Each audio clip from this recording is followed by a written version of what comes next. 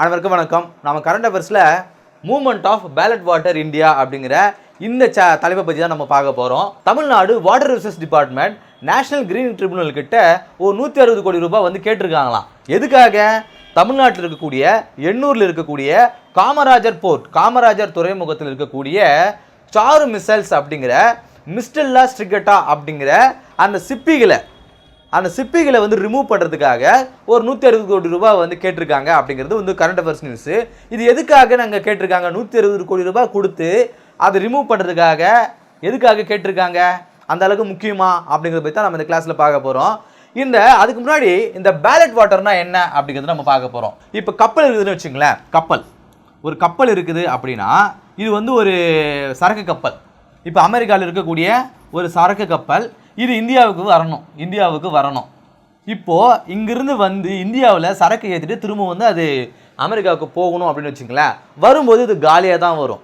எந்த கண்டெய்னர் எதுவுமே வந்து எடுத்துகிட்டு வராது, காலியாக தான் வரும். வந்து இங்கே தான் வந்து சரக்குகளை ஏற்றிக்கிட்டு அதன் பிறகு தான் போகும். இப்போது எதுவுமே இல்லாத இந்த கப்பல் வரும்பொழுது அதோட நிலைத்தன்மை வந்து சரியாக இருக்குமா? நல்லா வெயிட் இருந்தால் மட்டும்தான் அது வந்து ஸ்டெபிலிட்டியாக வந்து கடலில் வந்து பயணிக்க முடியும்.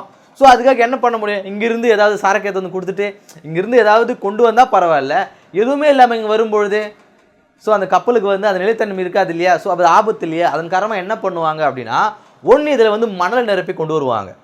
இந்த கப்பலை மணலை நிரப்பி கொண்டு வரும்போது தான் அது கடலில் கொஞ்சம் வந்து கீழே அழுந்தி போகும். ஸோ அதன் மூலமாக அதனால் வந்து நிலைத்தன்மையோடு வந்து பயணிக்க முடியும்.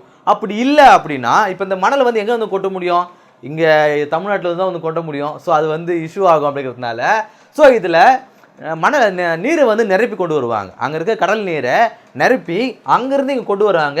இங்கே வந்ததுக்கப்புறம் இது வந்து இங்கே இருக்கிற சரக்கு கப்பல் இங்கே வந்ததுக்கு பிறகு இங்கே இருக்கிற கண்டெய்னர்ஸை இது ஒவ்வொன்றா இதில் வந்து ஏற்றுமதி செய்ய இந்த கப்பல் இருக்கிற தண்ணியை வந்து கொஞ்சம் கொஞ்சமாக ரிலீஸ் பண்ணிகிட்டே இருப்பாங்க.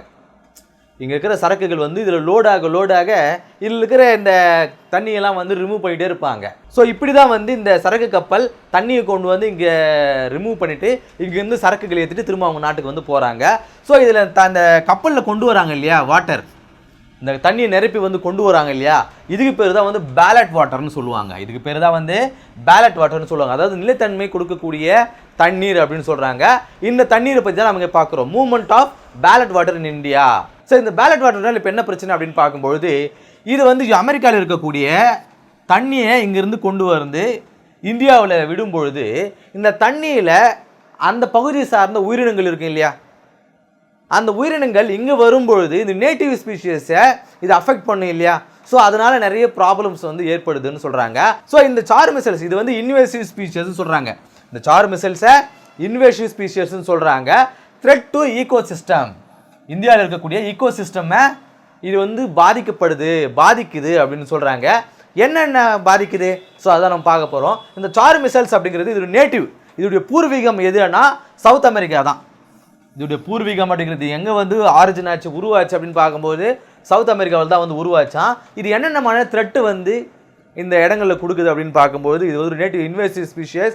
இந்த இன்வேசிவ் ஸ்பீஷியஸ் வந்து இந்தியாவில் என்ன மாதிரியான பிரச்சனைகளை வந்து உண்டாக்குது அப்படின்னு பார்க்கும்பொழுது இந்த சாரு மிசைல்ஸ் அப்படிங்கிறது அங்கேருந்து இங்கே வரும்பொழுது இந்தியாவில் இருக்கக்கூடிய உயிரினங்கள் வந்து அதோடைய இதை கூட வந்து அதால் இது வந்து எதிர்த்து போராட முடியலையா. ஸோ இங்கே இருக்கிற இந்தியாவில் இருக்கக்கூடிய இங்கே கப்பல் வரும்பொழுது இந்த சாரு மிசைல்ஸ் அப்படிங்கிறது இங்கே கூட உயிரினங்களை அது பாதிக்குது. மீன்களை வந்து அது வந்து உணவாக மாறுது. இங்கே இருக்க இந்த இடத்த வந்து அது தனக்கு தகுந்த மாதிரி தகவமைச்சிக்குது. இங்கே இருக்கக்கூடிய உயிரினங்கள் நேட்டிவ் ஸ்பீஷியஸ் அப்படிங்கிறது வந்து பாதிக்கப்படுது. எதனால்? இந்த சாரு மிசைல்ஸால். ஸோ இதனால் என்ன ஆகுது அப்படின்னா அவுட்கம் நேட்டிவ் ஸ்பீஷியஸால் இதை வந்து அவுட்கம் பண்ணி வர முடியல, ஏன்னா இதோட போராட முடியல. இதுவே வந்து இங்கே இருக்கக்கூடிய உணவுகளை வந்து அதிகமாக சாப்பிட ஆரம்பிக்குது. இந்த சாரு மிசைல்ஸ் அப்படிங்கிறது இந்த இந்தியாவை சுற்றி இருக்கக்கூடிய அந்த கடல் பகுதியில் அதிகமாக வந்து உருவாகும்போது இங்கே உணவு வந்து அதிகமாக அதை சாப்பிட ஆரம்பிக்குது. ஸோ இதனால் இந்த நேட்டிவ் ஸ்பீஷிஸ் இங்கே இருக்கக்கூடிய உயிரினங்களுக்கு வந்து அதுக்கு போதுமான உணவு கிடைக்க மாட்டேங்குது. அதோட அது கூட சண்டை போட்டாலும் இதுதான் ஜெயிக்குதே தவிர்த்து நம்ம இந்தியாவை சுற்றி இருக்கக்கூடிய உயிரினங்கள் வந்து அந்தளவுக்கு வந்து ஜெயிக்க மாட்டேங்குது, அழிஞ்சு போகுது அப்படின்னு சொல்கிறாங்க. அஃபெக்டிங் லோக்கல் ஃபிஷர்மேன்ஸ், இங்கே இருக்கக்கூடிய மீன்பிடி தொழிலாளர்களுக்கு வந்து அது பாதிப்பாக மாறுது. ஏன்னா மீன்களோட அந்த வாழ்வாதாரத்தை இந்த சிப்பிகள் வந்து கெடுக்கிறதுனால அதனுடைய உற்பத்தி வந்து குறையுது. இதனாலேயும் வந்து இந்த ஃபிஷர்மேன்ஸ் வந்து பாதிக்கப்படுறாங்க. ஏன்னா மீன் உற்பத்தி தானே வந்து மீன்பிடி தொழிலாளர்கள் வந்து அதை பிடிச்சி அவங்களால சந்தைப்படுத்த முடியும். அதே போல் இந்த சிப்பிகள் என்ன பண்ணும் அப்படின்னா கப்பல்லையோ போட்லேயோ நிறைய வந்து அந்த இடத்துல அப்படியே படர ஆரம்பிக்குதான். இப்போ இந்த சிப்பிகள் வந்து இதுதான் போட்டுன்னு வச்சுங்களேன். இந்த போட்டில் சுற்றி இருக்கும்பொழுது என்ன ஆகுது, அந்த போட்டை வந்து சேதப்படுத்தும் இல்லையா. ஸோ இப்படி கடற்கரையோரம் இருக்கக்கூடிய நிறைய பொருட்களையும் வந்து இந்த சார் மிசல்ஸ் அப்படிங்கிறது அந்த சிப்பிகள் போயிட்டு அந்த இடத்துல வந்து பரவுது அப்படின்னு சொல்கிறாங்க. அந்த போட்டுகளுக்கு வந்து சேதம் ஏற்படுத்துது அப்படின்னு சொல்கிறாங்க. இதுவும் வந்து ஒரு அஃபெக்ட்னு சொல்கிறாங்க. இது வந்து அழிக்க முடியாதா, ஏன் இந்த பிரச்சனையை கொடுக்குது இல்லையா, இதை வந்து அழிக்க முடியாதா அப்படின்னு பார்க்கும்பொழுது இதோடைய உயிர்ப்பிழத்திற்கும் திறன் சர்வைவல் ரேட் அப்படிங்கிறது வந்து ரொம்ப அதிகமாக இருக்குமா. ஈஸியாக வந்து அந்த சாவடிக்க முடியாது. அதே போல் இதோடைய எக் ப்ரொடக்ஷன் முட்டைகளோட உற்பத்தி வந்து ரொம்ப ஹையாக இருக்குமா. முதல்ல இது சாவடிக்கிறது ரொம்ப கஷ்டம். அதே சமயத்தில் எக் ப்ரொடக்ஷன் இதோடைய முட்டை வந்து ரொம்ப அதிகமாக இருக்கிறதுனால சீக்கிரமாக வந்து இனப்பெருக்கமும் நடக்குது அப்படின்னு சொல்கிறாங்க. ஸோ நம்ம பார்த்துருப்போம் இந்த குறவை மீன்லாம் இருக்கும். குறவை மீன்லாம் நீங்கள் கிராமங்களில் பார்த்துருப்பீங்க.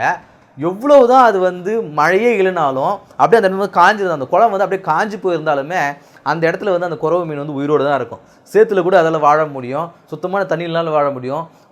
களிமண் வந்து அப்படியே கட்டியாக இருக்கும். அதை உடச்சி பார்த்து அதில் அந்த குறவை மீன் இருக்கும். அதை கொண்டு போய் தண்ணி விட்டுனா டக்கு நீந்தி போகும்.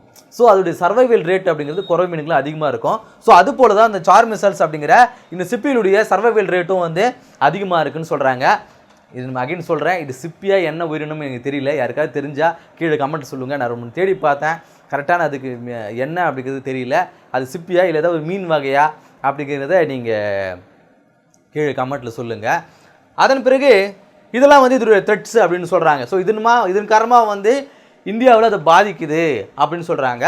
ஸோ இது இங்கே மட்டும் இல்லை, இந்தியாவை மட்டும் இல்லை, உலகம் முழுக்கவே இந்த பிரச்சனைகள் வந்து வருது. ஒரு நாட்டில் இருந்து இந்த பேலட் வாட்டரை இன்னொரு நாட்டுக்கு வந்து கொண்டு வரும்பொழுது நிறைய பிரச்சனைகள் அந்த நாட்டில் வந்து ஏற்படுது. ஸோ அதனால் சர்வதேச அளவில் இது ஒரு மூமெண்ட் வந்து ஏற்படுத்துகிறாங்க. எப்போ 2017 ஒரு மூமெண்ட், ஒரு நடப்பு வந்து ஏற்படுத்துகிறாங்க, ஒரு இயக்கம் வந்து ஏற்படுத்துது. Ballast water management convention BWM அப்படிங்கிற ஒரு கன்வென்ஷன் வந்து ஏற்படுத்துகிறாங்க இன்டர்நேஷ்னல் சர்வதேச அளவில். இது என்ன சொல்கிறாங்கன்னா, இது வந்து இந்த பேலட் வாட்டர் வந்து கண்ட்ரோல் பண்ணணும். எப்படி இனி தயாரிக்கக்கூடிய புது ஷிப்களில் புதிய கப்பல்களில் இந்த பேலட் வாட்டர் இங்கே வந்து இந்த நிரப்புறாங்க இல்லையா, இங்கேயே வந்து அதை வந்து கெமிக்கல் மூலமாக அதில் இருக்கக்கூடிய உயிரினங்களை க்ளீன் பண்ணணும். அப்படியே ஏற்றிட்டு வந்து நேராக வந்து அவங்க வந்து டிஸ்போஸ் பண்ணக்கூடாது. இங்கேயே வந்து கெமிக்கல் பண்ணி இந்த சார் மிசல்ஸ் அப்படிங்கிற இந்த சிப்பிகள் எல்லாம் வந்து அங்கேயே ரிமூவ் பண்ணால் இருக்கக்கூடிய நுண்ணுயிரிகள்லாம் வந்து அங்கேயே கொலை பண்ணிவிட்டு அதில் இருக்கக்கூடிய நுண்ணுயிரிகள் எல்லாம் அங்கேயே வந்து சுத்தம் பண்ணதுக்கு பிறகு தான் நீங்கள் வந்து வேறு நாட்டுக்கு போய் அங்கே வந்து டிஸ்போஸ் பண்ணணும். ஸோ இந்த மூவ்மெண்ட்டு வந்து புது ஷிப்பில் வந்து பண்ணணும் அப்படின்னு சொல்கிறாங்க. இந்த விஷயங்களை ஆஸ்திரேலியா, நியூசிலாண்டு மாதிரியான நாடுகளில் ரொம்ப ஸ்ட்ரிக்டாக வந்து ஃபாலோ பண்ணுறாங்க. எதுக்காக, இந்த பேலட் வாட்டர் அங்கே வரக்கூடிய கப்பல்களில் இந்த பேலட் வாட்டர் குறித்தான அந்த ரெகுலேஷன்ஸ் வந்து ரொம்ப கடுமையாக இருக்குது. ஏன்னா அவங்களுடைய ஈகோ சிஸ்டமும் அவங்க வந்து பாதுகாக்கணும்னு நினைக்கிறாங்க. அதனால் அங்கே ரொம்ப கடுமையாக அந்த ரூல்ஸ்லாம் வந்து ஃபாலோ பண்ணுறாங்க. 2024 ஜூலையில் இந்த பேலட் வாட்டர் மேனேஜ்மெண்ட் அப்படிங்கிற இந்த கன்வென்ஷனில் கிட்டத்தட்ட இது வரைக்கும் 97 நாடுகள் வந்து சைன் பண்ணியிருக்காங்களாம். இந்த மூமெண்ட்டில் வந்து நாங்களும் வந்து பங்கெடுத்துக்கிறோம் இந்த பேலட் வாட்டர் மூமெண்ட்டில்.